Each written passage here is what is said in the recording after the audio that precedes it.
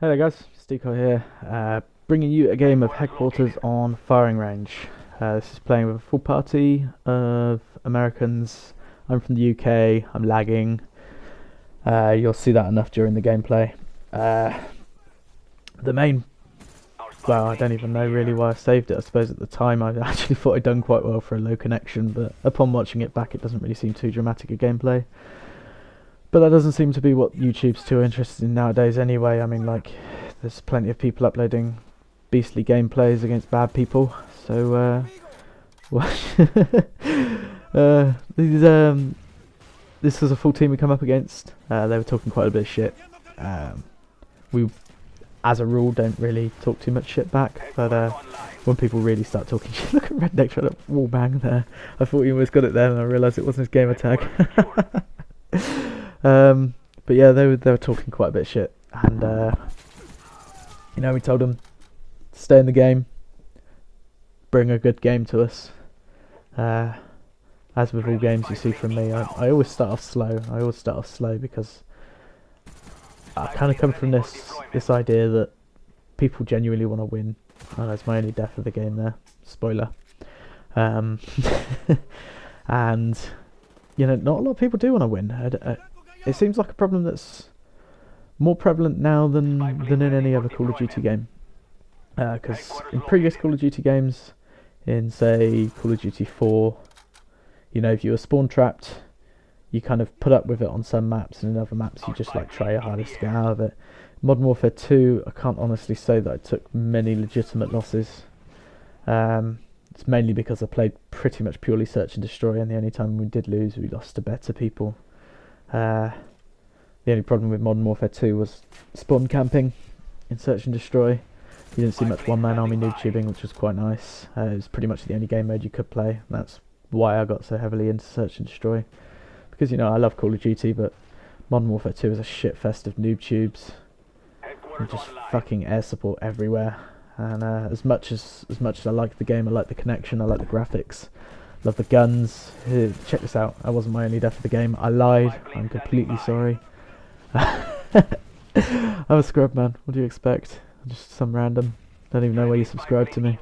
I actually suck at Call of Duty. You saw the value of team callouts there. I called out that there was 3 guys in the headquarters that had Ghost on, and that guy who is one of Redneck's followers went in and cleared them all up.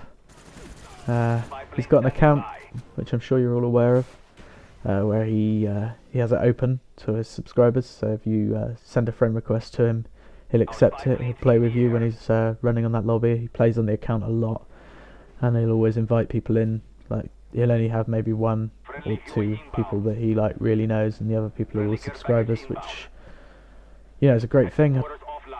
I wish more YouTubers would do something along those lines, but in all honesty, it's really difficult for, say, someone with, I don't know, let's go for a random figure. Let's say you got 100,000 subscribers. That is a really hard thing to do, because you've got to be able to play with those 100 people that you've added a good few times, really, because it goes to quite a bit of effort adding those people.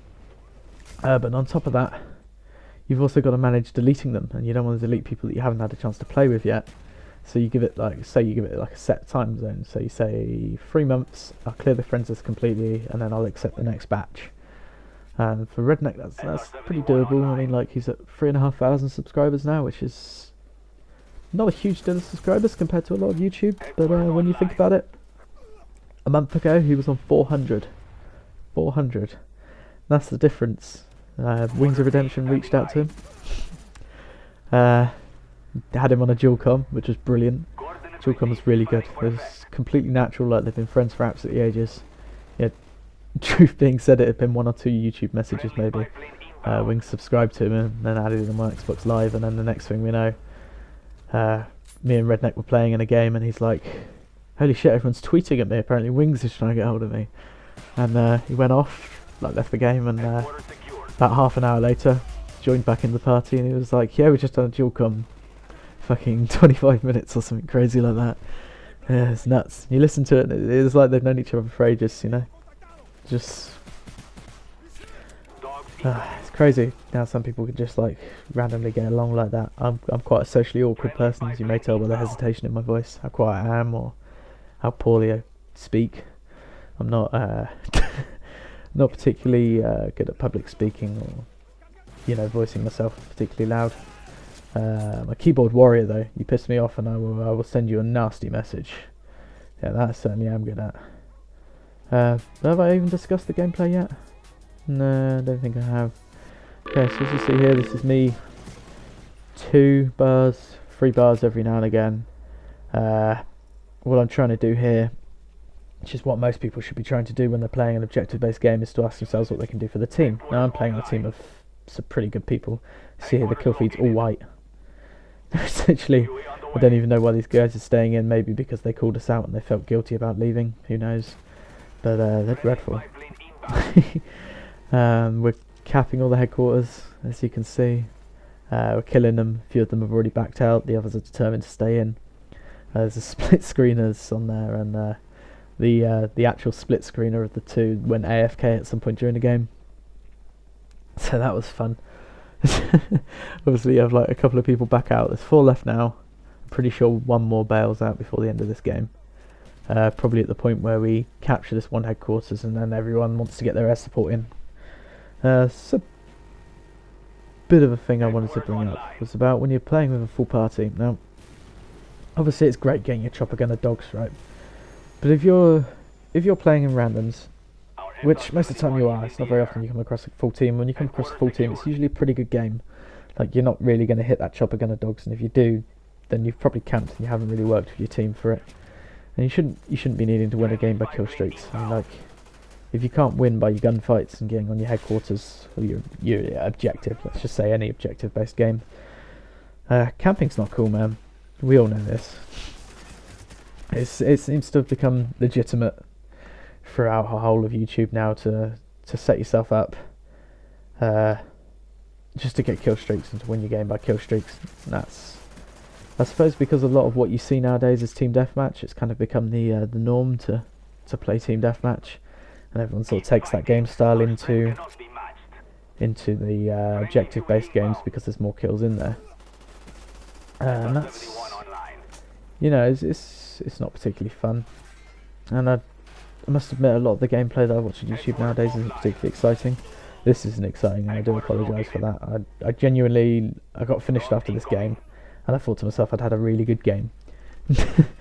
I mean, like, when you do fairly well on a 2-bar connection, you feel pretty good about the game, and you think to yourself, yeah, that was quite cool, I'll save that was quite exciting. And then, as I discussed in my last video, you go back, you watch it, and you're like, fuck, that was really boring.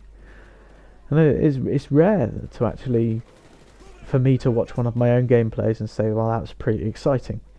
I've got I'm not going to stun myself, I'm a retard. I've got maybe a couple of games that I would say were pretty beast in my opinion. One of them went up on Redneck's channel. It's Firing Range Domination. It's quite nice. Really early in the game's release I recorded that one.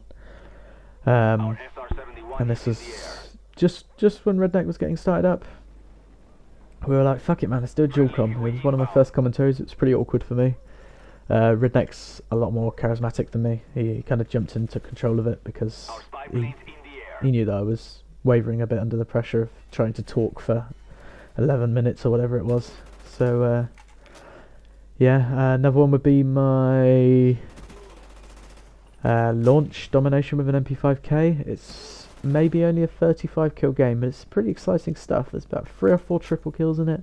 It's really nice gameplay. The commentary again is pretty weak, and it's pretty much me when I was first getting with this with my last girlfriend, and I was pretty sort of distracted in the same way much that I am now. But I have talked for way too long. This gameplay is coming very close to an end. Sorry, my phone's still going off. I thought I'd start a fresh commentary. You wouldn't believe how many takes I've had of this. But yeah, my phone kept going off on the previous one. It ended up being 3 or 4 different sections of audio. It just sounded dreadful, so I deleted it. I'm trying to do it in one take right now. Realised I've been rambling, but I hope it's come out alright. Obviously the gameplay's nothing too special. I'll try and bring you something much better next time. It's just really uploading for the sake of uploading something, because I want you guys to be able to see some actual videos. So this is me on a 2-bar, doing what I can for the team, which is not dying, which is about what you can do when you're on a strong team. If you're on a really strong team, you're capping all the objectives, winning like without a doubt. Just try not to give away spy planes, because that's the most annoying thing you could possibly do. Hope you enjoyed the gameplay, and I'm out.